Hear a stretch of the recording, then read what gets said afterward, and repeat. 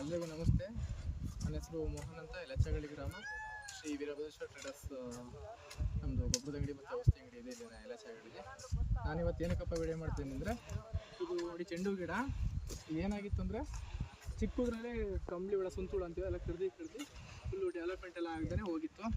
ನಾನು Charan sir call ಮಾಡಿದಾಗ ಅವ್ರನ್ನ ಕೇಳಿ ಏನು ಮಾಡೋದು ಹೇಳಿ ಅವ್ರು ಹೇಳಿದ್ರು, ಮಾಮೂಲಿ ಸ್ಪ್ರೇ ಕೊಟ್ಟು ಎಮ್ಯಾಕ್ಟಿನ್ ಎಲ್ಲ ಸ್ಪ್ರೇ ಕೊಟ್ಟು ಆವಾಗ ಅದು ಉಳಿದೆಲ್ಲ ಕ್ಲಿಯರ್ ಆಯಿತು.